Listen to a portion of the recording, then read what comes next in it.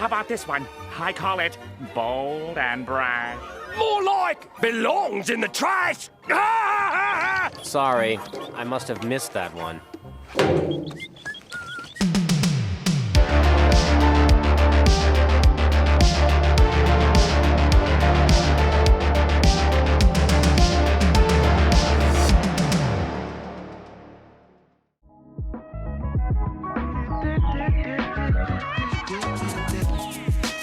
You know what always works out extremely well for companies? Telling customers who don't align with your political ideology to just piss off.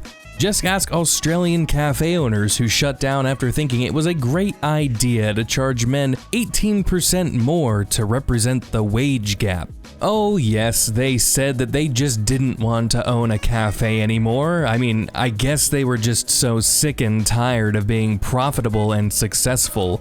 And who could forget EA and Battlefield 5? You remember that game, right? Back when EA's then Chief Creative Officer Patrick Soderlund called their customers uneducated and told them don't buy the game if you can't see that women fighting on the front lines of World War II was a real possibility. Why don't we go ahead and look at the sales of Battlefield 5? It looks like it sold just as well as Battlefield Hardline, which, if you know anything about Battlefield Hardline, it's not really what one would consider to be a rousing success, especially when compared to other releases in the franchise. But hey, these businesses can run themselves how they see fit, and it would seem that we have another virtue signaling company to add to the ever-growing list of corporations who find it to be a wise business decision to trash their potential customers in hopes of gaining and retaining a smaller yet more zealous crowd. The mantra "get woke, go broke" exists for a reason, unless of course you ask Evil Hat Productions. Evil Hat Productions is a tabletop RPG company who you may have heard of early last year when they were promoting their new game at the time, Fate of Cthulhu. Evil Hat really has this whole marketing scheme thing down because they generated a shit ton of attention for themselves when they said, "Hey gamers, buy our new Lovecraft game." Oh, and by the by, Lovecraft was a disgusting anti-Semitic racist. Now, I love Lovecraft and Lovecraftian horror, and I'm not going to defend the man who had a cat named.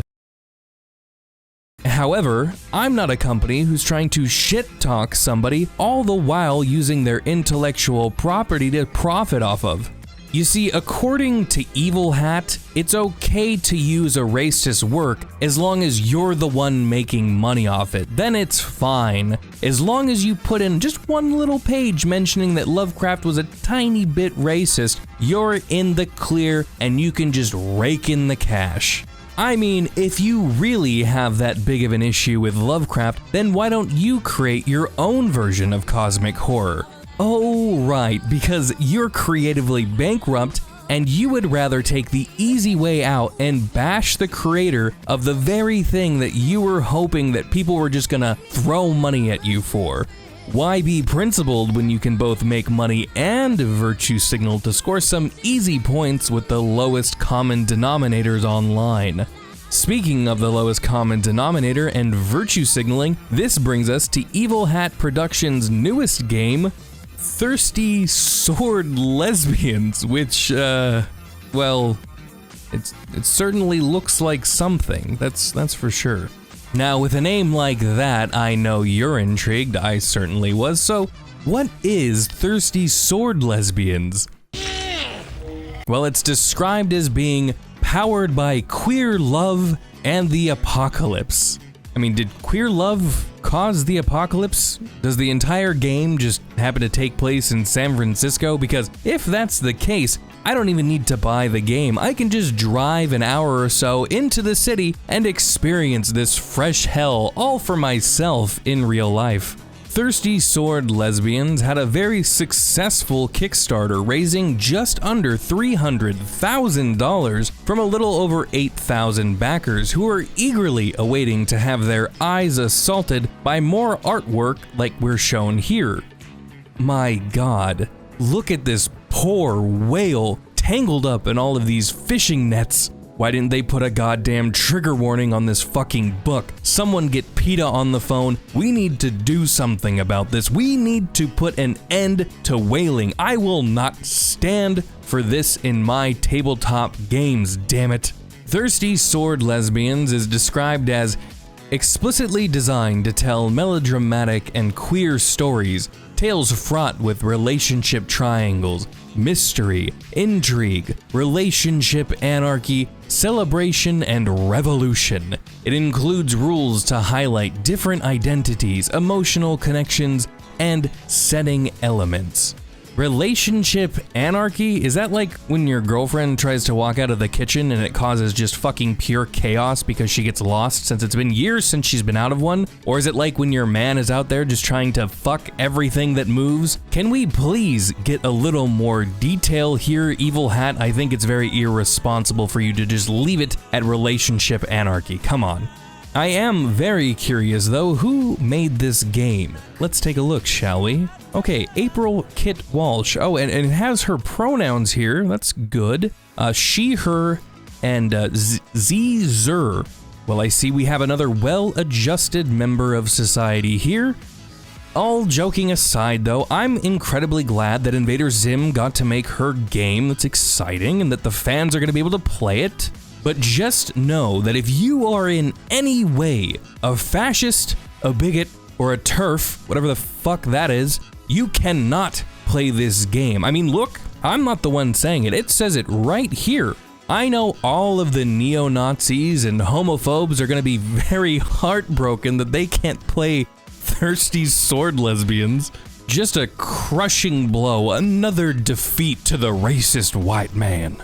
Okay, there is very clearly a specific demographic that this game is going to appeal to, and all of these buzzwords being thrown around, they're just meant to get the Tumblr crowd all riled up like, you stick it to those chuds, no Trumpers in our game. I mean, it just really comes across as pretty fucking cringe, but that's just me. Of course, when selling a cringe game, you need to have cringe marketing, and that's exactly what the smooth-brained marsupials at Evil Hat cooked up for us.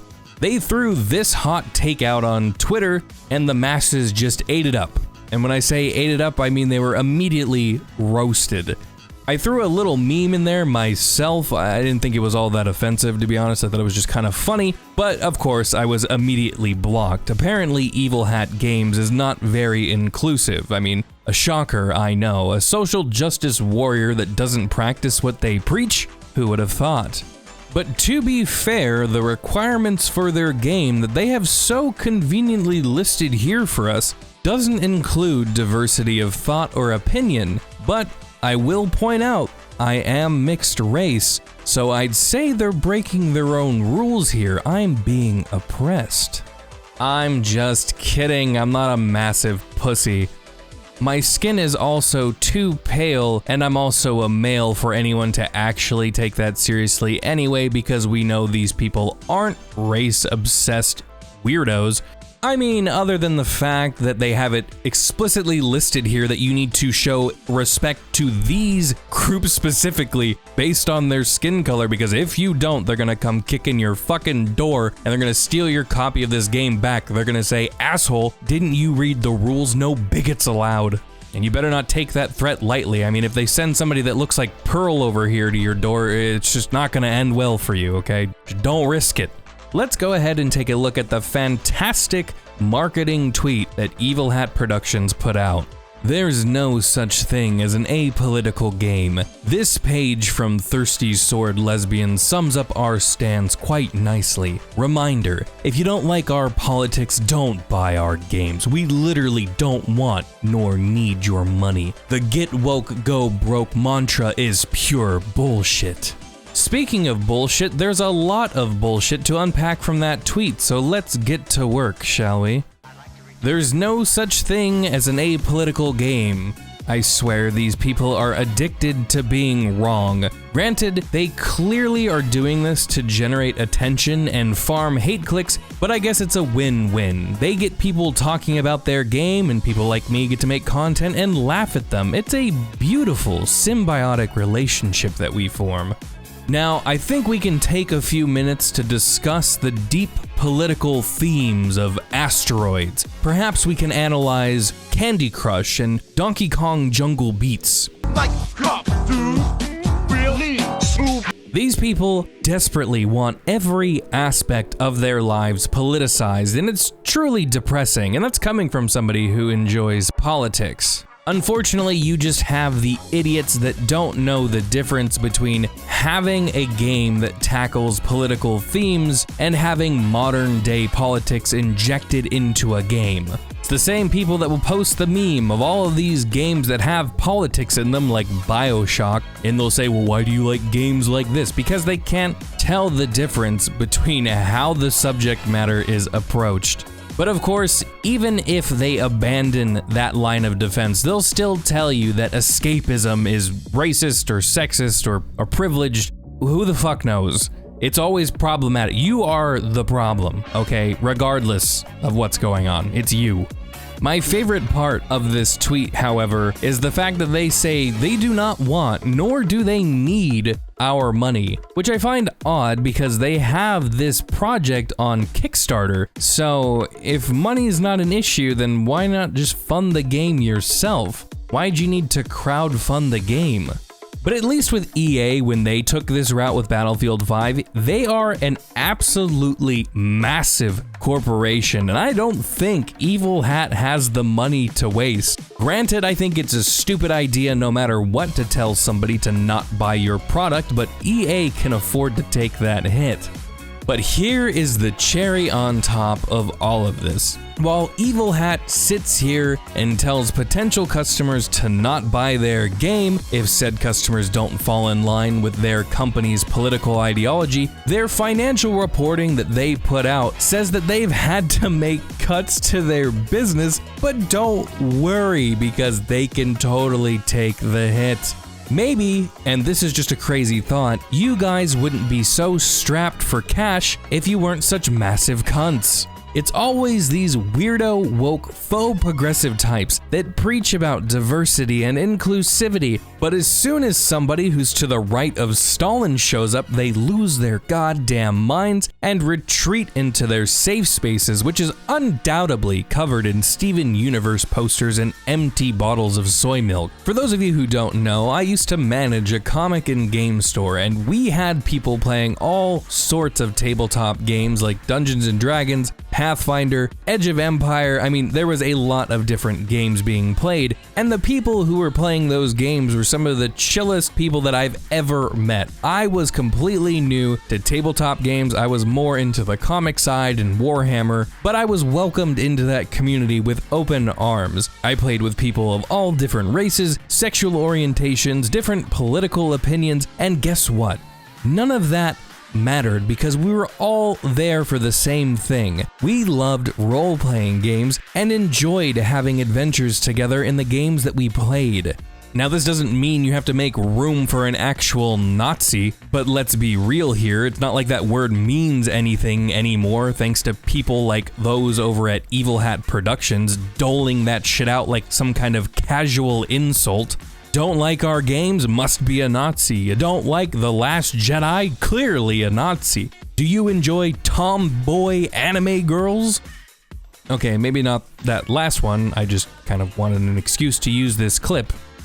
And you're welcome.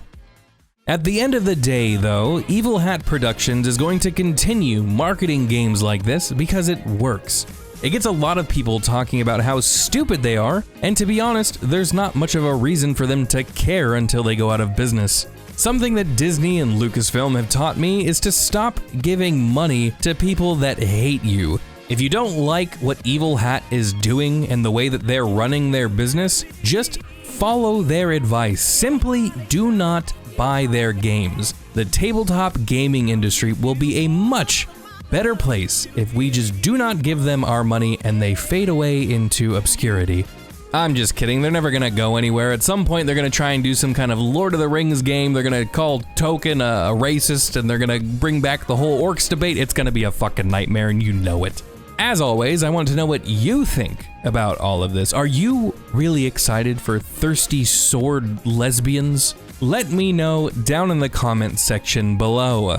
As always, if you liked the video, don't forget to drop a like, and if you really want to help support this channel, share this video around. It really does help me out. Before we go, I want to give a massive shout out to all of my badass channel members. You guys are the fucking best. If you yourself want to become a channel member, all you have to do is hit the join button down below where this video is playing.